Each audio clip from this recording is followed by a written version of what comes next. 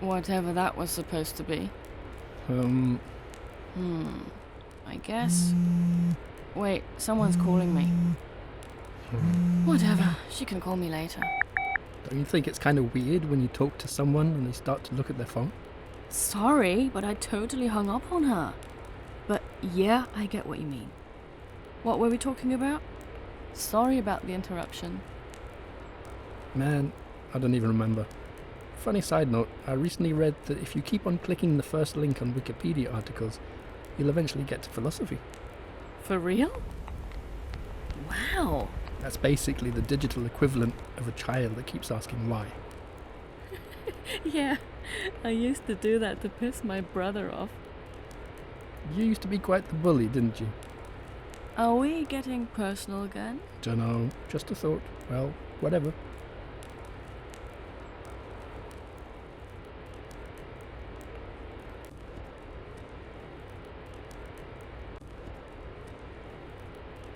When I was a child, I was scared if I was real or not. What happened? I was kinda obsessed with dying. Like, at age 4, I realized I would die like everything else in this world. My parents, my friends, and me. I couldn't sleep for days. I know what you mean. I felt like a vertigo zoom would pull me away from myself. I don't know. At times, I even saw my own head from behind. I don't know if it makes sense. Could be worse. Anyways, when I was a child, I had a lot of trouble falling asleep. For example, I wondered if I go to sleep, what happens to me while I am gone? Is that the same me when I wake up? Yeah, that is scary. What if the current version gets deleted and all that remains is a copy of me with my memories from yesterday? I was so scared every night. How did that turn out? I don't know. I just stopped thinking about it. Well, I did bother my parents quite a lot. Honestly, when did all these headlines ever become so terrible? Jeez. But now I feel completely desensitized. I just don't want to care anymore. Suffering here, catastrophe there, super virus, whatever. I think by now most people get that over a long time bad news can be pretty bad for you. I think we should teach teenagers how to responsibly consume news. Really, I think by now a stressed out person addicted to bad news will die earlier than a relaxed guy chain smoking. You know, the more I read, the more I learn, the more I see, I just feel like I'm becoming a fatalist. Wars, then peace, another group of young people that know better and protest everything. Once in a blue moon, you get a politician with exceptional moral integrity, only to be replaced by another corrupt one. Another old generation that thinks the entertainment of the youth will corrupt them from the inside, be it smartphones, the internet, TV, books. When I see all these people upset over the next rage-inducing headline, only to forget about it within a week, I just want to close my eyes and ignore all of it. The only thing I'm really scared of is becoming a cynic. You know what helped me? Huh? I found a website that exclusively lists uplifting news.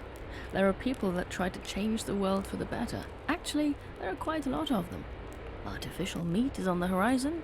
One young genius has almost solved the entire ocean plastic crisis on his own. We have never had such a prolonged period of peace before. Child mortality dropped to an all-time low. The poorest of the world are closer to acceptable living standards than ever before. You know what? Fuck people that constantly cry about how shitty the world is. When we solve climate change, these people will not give a shit, because by then they have long since found another 5 problems that will cause the end of the world, this time for real. I used to have a prick on my hand. When I was 8 years old, I got a splinter in my left hand. As I tried to pull it out, it broke. A small fragment remained. Ever since then, I had a little red prick on my hand. Eventually, like a really long time afterwards, I could see the head of the splinter peeking out of my skin. It grew out. I just grabbed the tip and pulled it out. Only a really faint scar remained. I don't know why, but After I removed it, I felt different, like a part of me went missing. I think, I don't know, feels to me like outgrowing past trauma.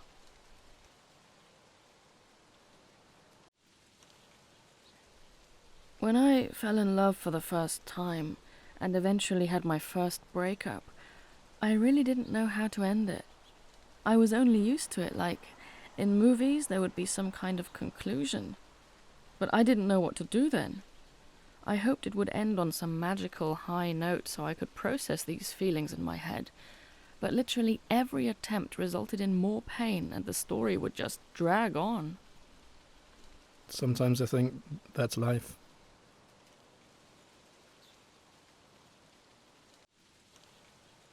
I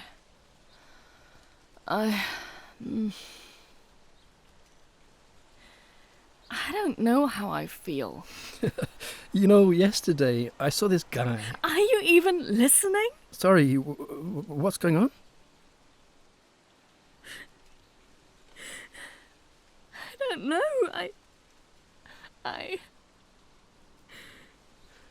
I'm sorry.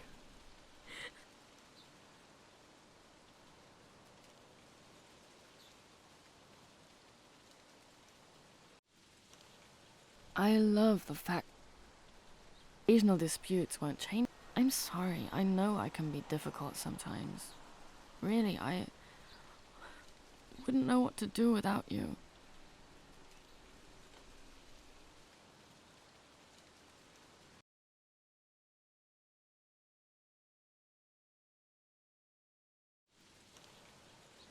Memories are pretty weird. Why? They can get so skewed over time. Why? I believe it's because everyone remembers things differently to begin with, and it only gets worse from there.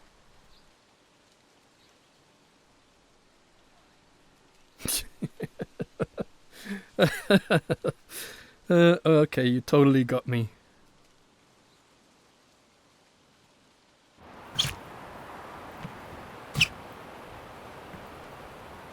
What's that dumb sound? You see, I was running the other day and got stuck on a stupid curb on a street. Anyways, the tip of my shoe came off the sole. Uh-huh. I thought I could easily fix it by gluing them back together, but instead, my shoe started to make that dumb sound. Maybe you should keep them like that. It sounds funny. Maybe I will. They're my favourite pair. I really don't want to replace them yet.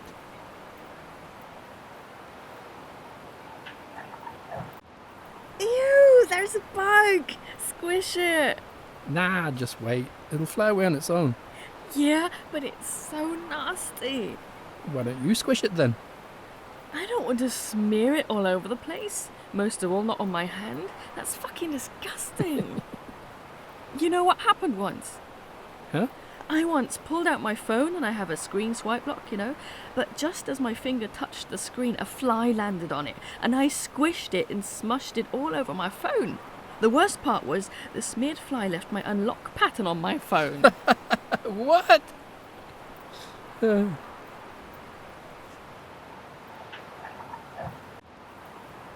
don't know. I don't know what I'm supposed to be doing right now. I don't want to slave away for another person. I don't want to sit in an office for hours on end. If it wasn't for these things, what else would you do? Huh?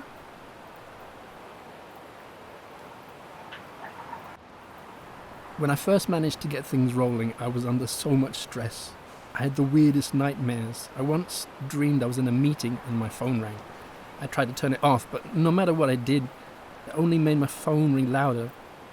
Once I was on vacation with friends, I just woke up and screamed. Apparently, I also instantly fell asleep again.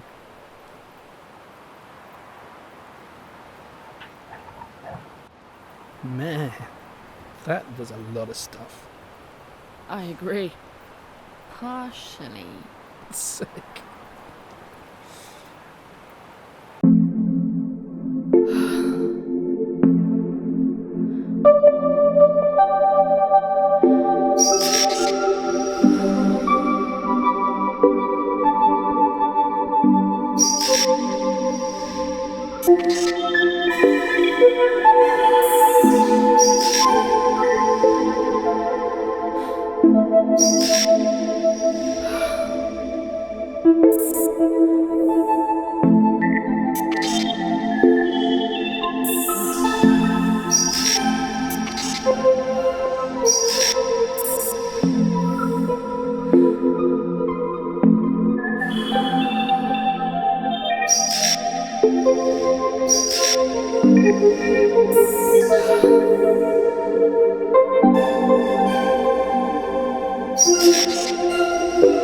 I'm walking on glass, weightless nomads. My feet are bleeding. I won't be needing anything. I'll keep on going. I'll keep on going.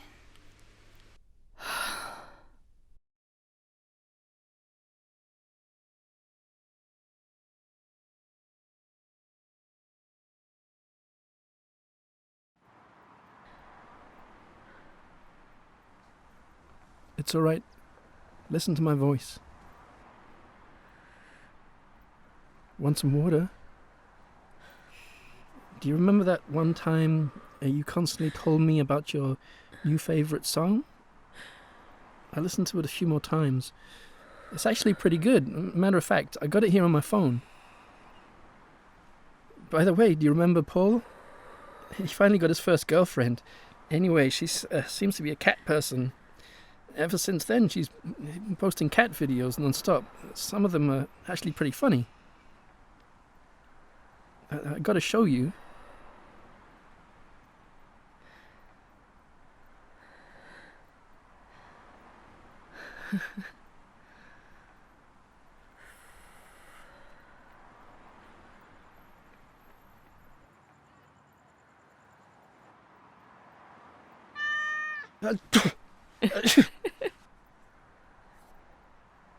Hey, look, there's a cat.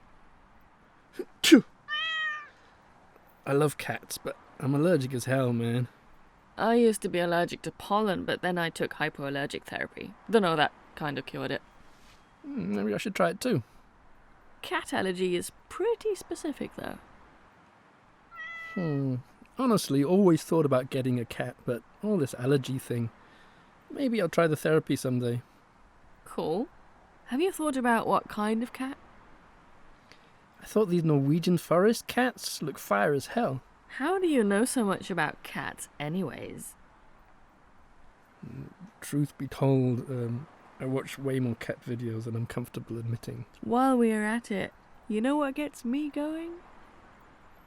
I'm afraid to ask, but what? For like a month now, I've been watching compilations of people popping pimples before going to sleep. Like, I literally can't fall asleep without watching some of these.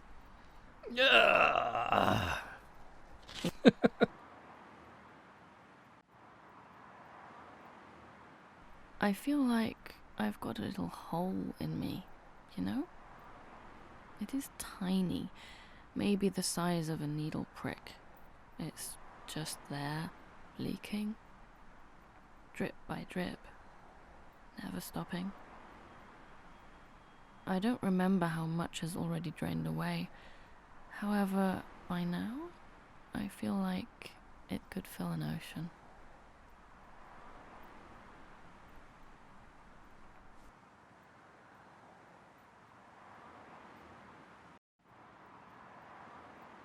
I haven't told you yet, my great-grandmother died. Were you close to her? Nah, not really. I really only met her twice. Also, when we talked, I felt like we could barely connect at all. She was 96 when I last saw her. How old was she when she died? 101. Jeez. Honestly, though, I think you can't feel bad when you live to be 101. Well, about that, She was gravely afraid of death. What? The thing is, right now I am scared of death naturally, but I can rationalize it, or say when I am older I just won't care. But now that I have heard that story, it really got to me in some way. Sometimes I really wonder how much we really change over a lifetime.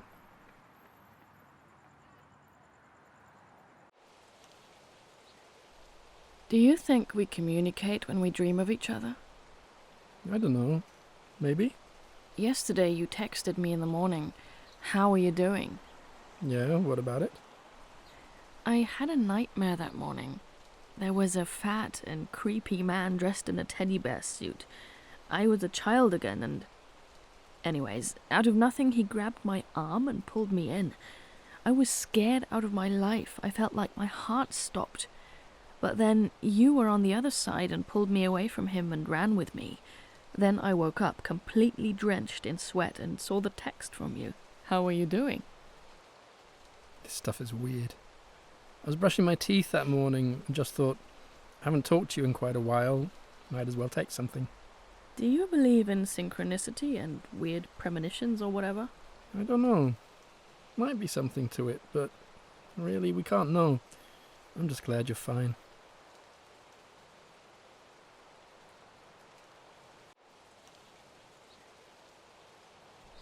You know, when I was ill and things looked really dire, I gained a new appreciation for life. After a month or so, I left the hospital for the first time, and in the garden, I looked at a flower up close. I really looked at a flower. I could see the colors so vividly, the pattern on the leaves, and all I could think of was how beautiful it is to be alive. How unlikely it is that anything happened. I thought what a waste of time it is to worry about anything trivial. When I recovered, I felt like I was reborn. I told myself I would live my life to the absolute fullest and enjoy every second, like I did with the flower. But as my daily life returned to the usual routines, I noticed that I started to worry about normal stuff again, like my groceries and that one cashier was a total bitch. And I thought, oh no, I'm returning to my old self again. I want to be my mindful and gracious version again. I tried and I partially managed.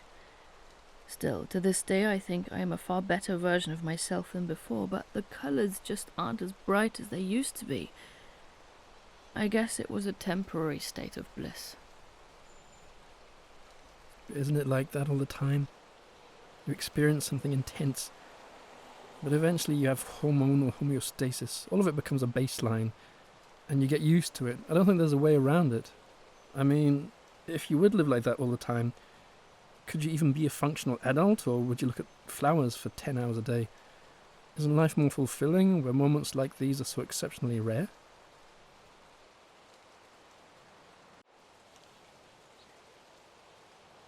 Have you ever heard of the ship of Theseus?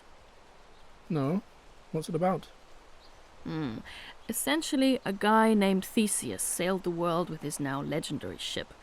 However, during his travels, his ship would constantly break, and he had to replace parts with every stop. By the end of his journey, there was not a single original part of the ship left. It kind of caused a philosophical question. Is it still the same ship? What do you think about it? Wow, that is actually deep. I think everything is a temporary state. Okay, keep that in mind. I got a follow-up question. Did you know that every 8 years the entire human body has completely replaced itself? Like, every cell in your body was replaced at least once. So, I don't know, do you still think you are the same person from 8 years ago? Honestly, sometimes I think my ego or consciousness now isn't even real. More like an operating system that's being generated every second.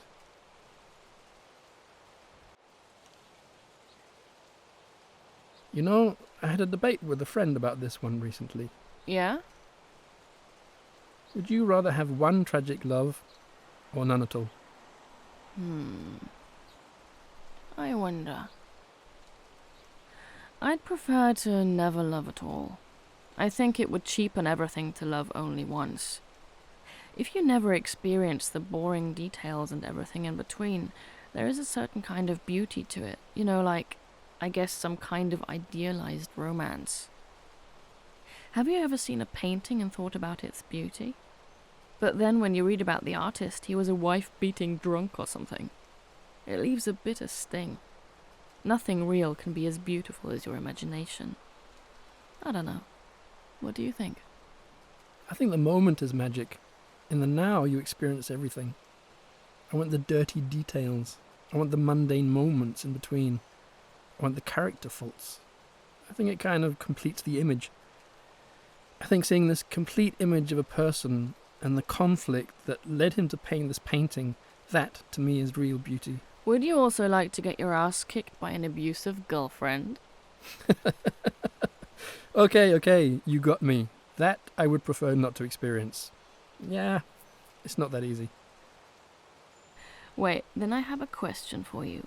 Would you rather have the romance of your life, but afterwards you forget everything? Or you only have the memory, but you know none of it ever really happened? Oh, jeez. Well, I guess I'd take option one, the experience only. I don't think there's anything but the now. Everything behind me and in front of me is not real. What about you?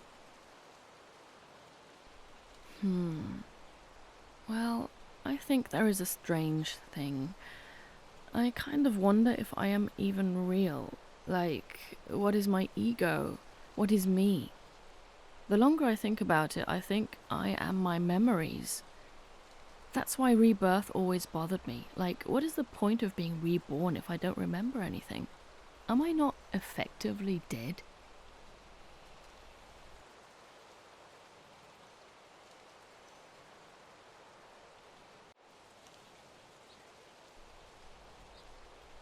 When I was younger, I always had these childish expectations. Any time I felt lonely, I thought that someday I will marry and this person will complete me and I will never feel alone again. Happily ever after. When I started dating, I quickly noticed I don't feel that much better than before. Really, like, in a way that opened my eyes. Now I can feel much better when I am alone. Do you think you're over all of this now? In a way, I kinda learned a lesson. There is no happy end, but there can be a happy now, and you are in charge of it.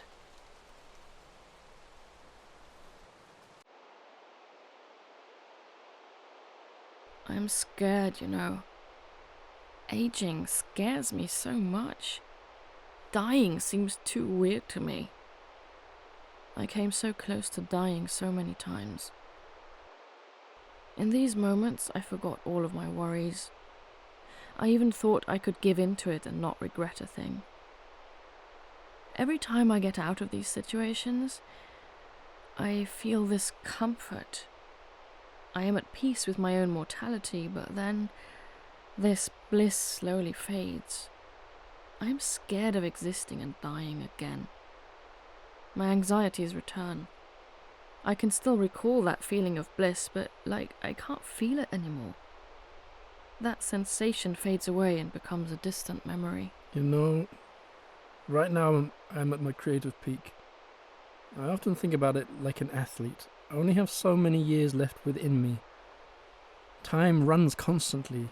Entropy works its magic. Yesterday I noticed an entire strand of white hair. Anyways, yes, I definitely feel it. This morning I saw some asshole on Instagram who was already almost as good as me, but he was only 17. Maybe we shouldn't compare ourselves so much. I'm scared every day. These are lingering thoughts. That one day I won't be as creative anymore. One day I won't have the time anymore. When would you call it quits? When I can't shit on my own anymore. And you? I don't know. Sometimes I can't even imagine myself at age 40.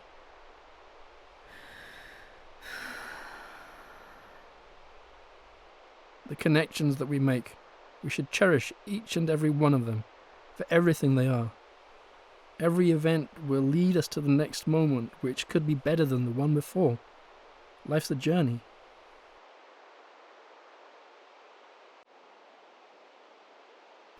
I was performing once. It was my largest crowd yet.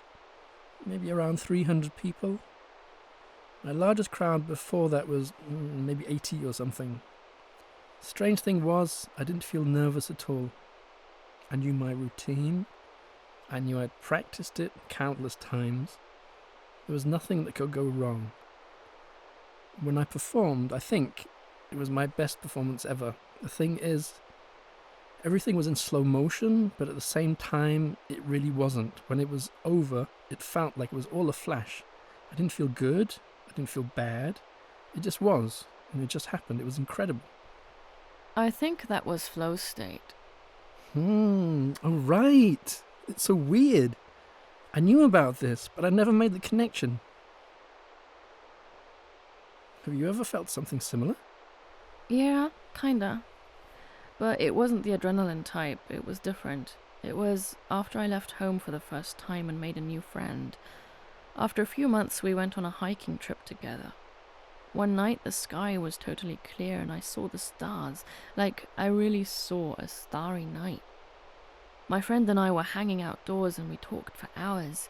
We confided some secrets, talked about our parents and families and friends. We bonded deeply. I think in a month or so we wanted to meet up again. Anyways, while we talked, I almost felt we were the same person for a while. Like, I completely lost myself.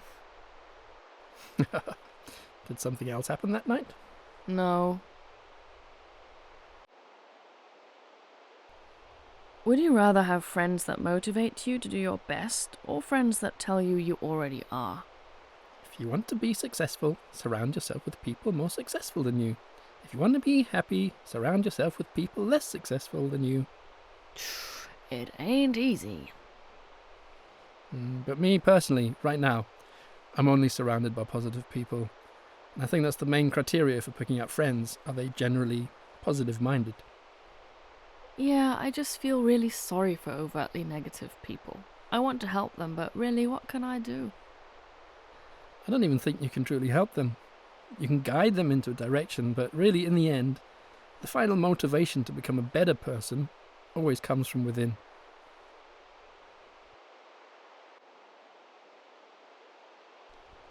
Hey, wanna see something funny? Sure.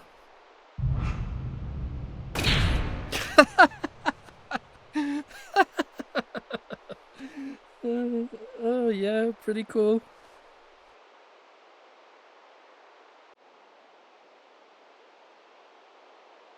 One of my favourite childhood actors got cancer. The tough thing is, I always thought he was this larger-than-life character. What kind of movies did he act in? Mostly kung fu movies. Never thought you were the type to be into that kind of stuff. Well, he was my childhood actor for a reason. Even though, I gotta admit, I still enjoy a kung fu movie from time to time. Anyway, he said, don't kill yourself for a job that would replace you within a week. When was the last time you were on vacation? Last week, like just a few days after I read about him. I'm really scared of becoming that guy that regrets everything on his deathbed. Self-reflection and being aware of it is the first step to prevent that from ever happening. Have you ever wondered how replaceable you actually are? How do you mean? Have you ever met an ex-boyfriend with a new girl and thought, do I still mean anything to him? You remember your great-grandmother, how she died, and life just goes on. Eventually people stop mourning and they continue to live their lives. Well, honestly, I wouldn't want anyone to unnecessarily suffer because of me. Actually, I'm happy that life goes on. Imagine the world would explode with you when you die. Yeah, that would suck.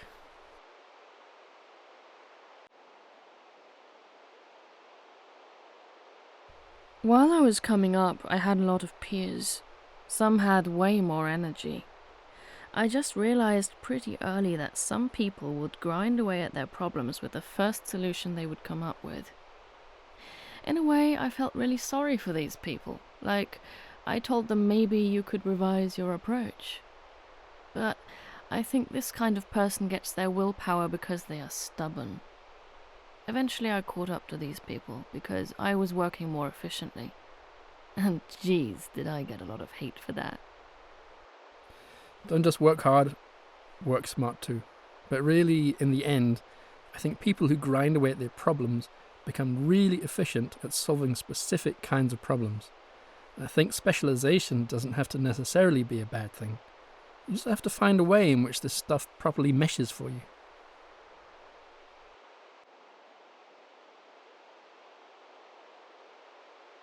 You told me about your great-grandmother. The one that died? I had to think about it. How much do we really change over a lifetime? You said she lived to be 101 years old, and she was still afraid of death. Yeah. Well, I thought maybe she lived to 101 because she was scared. I recently remembered my first professor. He was demonstrating something for the first class, but he fucked up. It was barely noticeable, but he was just visibly upset and made some minor adjustments that to me barely made a difference. And I was shocked because I thought he would like his own stuff. I mean, he was 70 years old. Well, I think that's winner's mentality. I recently read a lot of the best movie directors are unhappy with their own work. Maybe even to the point where it messes up their personal lives. It hurt me quite a bit when I found out one of my favourite musicians burned through 4 marriages or something. At one point he slept with his bandmate's wife and then tried to kill himself. He said he had to quit writing songs because his perfectionism really fucked him up inside. Yeah, but honestly, I think you need this mindset to be one of the best.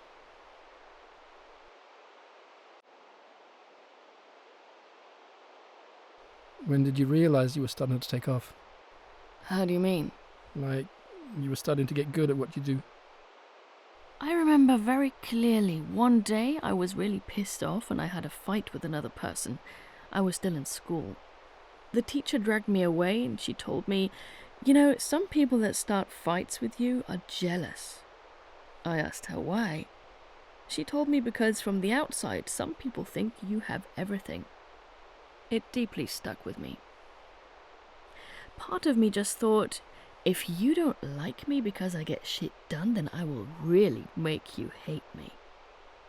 It is like something in me woke up. I got a lot more competitive and I worked even harder. Eventually now I'm here. I think I got a whole new set of problems, but that part of me stayed forever. If something pisses me off, I try to work even harder on it.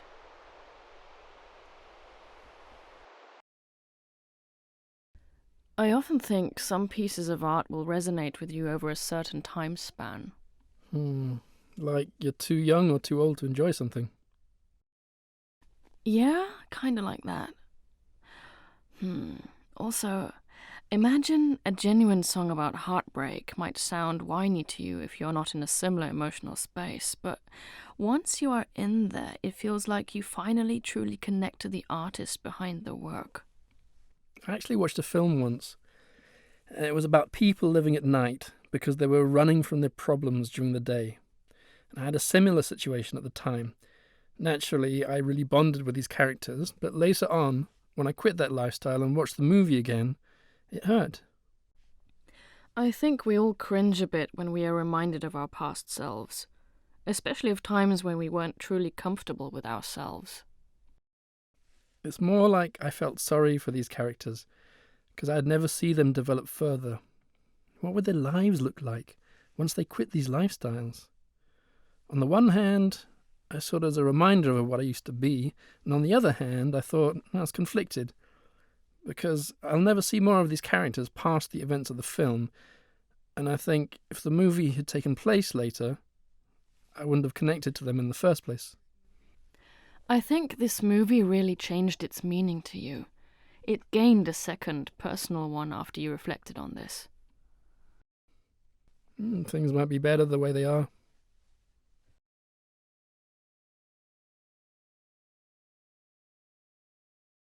I always hear people who say live in the now. But when you really think about it, the moment is a constantly vanishing, vapid nothing. And what really is now, the hour, the minute, the second. If you really live in the now, it is just nanosecond followed by nanosecond. By the time I grasp my perception of now, it has already passed 1,000 times. To me, now is like a needle drawing a graph. The only thing it really does is swing either up or down. You need time and memory to step back and get some distance to grasp the entire picture.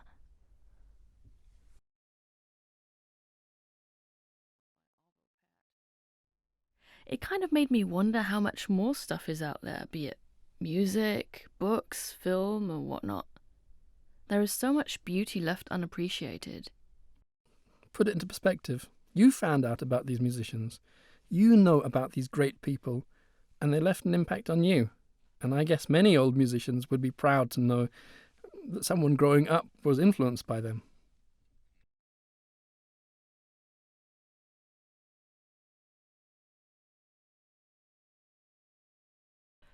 I just can't shake this feeling of existential dread that by some freak accident I was called into existence from a state of nothingness. One day I will return to nothing, and all this precious time, most of this time I spend sitting on a train, sleeping or waiting in line. What is this all about? Yeah, I feel you. I just started to always bring a book with me whenever I leave my house. Then at least I always feel like I'm doing something. I got like 1,000,000 books on my phone. I still don't know though. What are you reading right now?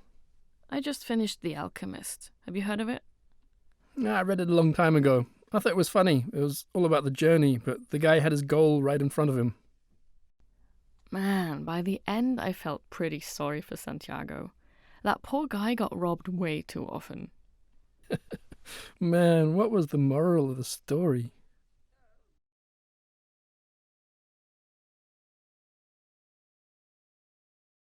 If you knew you could help 10,000 people in a lifetime by helping directly, or you could be cruel all your life, ruin the lives of 1,000, but amass the means to donate with your dying breath and help 100,000 people, what would you do?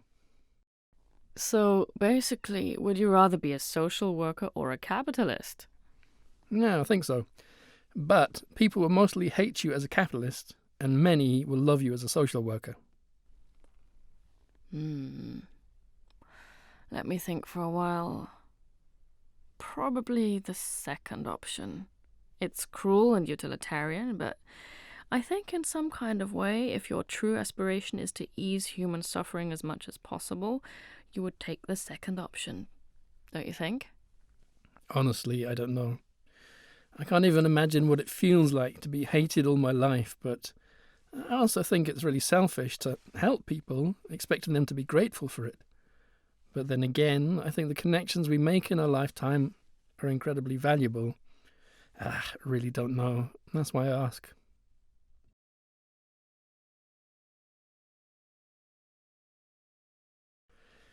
I honestly think the curse of existence is habit. There are only two things in life that make people happy. One is progress, be it an increase of salary, a new milestone in your hobby, or just a fancier brand of toilet paper. But there's a problem with it. What? Getting used to it? Expectations? Exactly. Once you expect a 5% raise in salary, you don't feel that much better when you get it, but you will, in fact, feel worse when you don't get it. The only way to keep up happiness that way is by exponential growth. Next year has to be a 10% raise, and you'll even get used to that. So what's the other thing? Just quitting the entire rat race, finding your own inner peace. There is something I noticed about happy and unhappy people. I feel like unhappy people always see the bad things around them and barely appreciate the good things, while happy people see the bad things, but they kinda just accept them. Honestly, I feel like people have an internal moral compass that rationalizes itself externally. For example, an unhappy person nowadays will say stuff like, "Man, that corrupt politician, the damn climate change, oh no, income inequality." But 100 years ago, that person would cry about the Spanish plague, the Great War, and something else. I think there have always been bad things around us, but getting numb to good things doesn't have to be unavoidable. You know, small things like showing appreciation towards good things makes a huge difference. I think it starts with small stuff like a short pause to appreciate each meal or just thinking about your health before you go to sleep.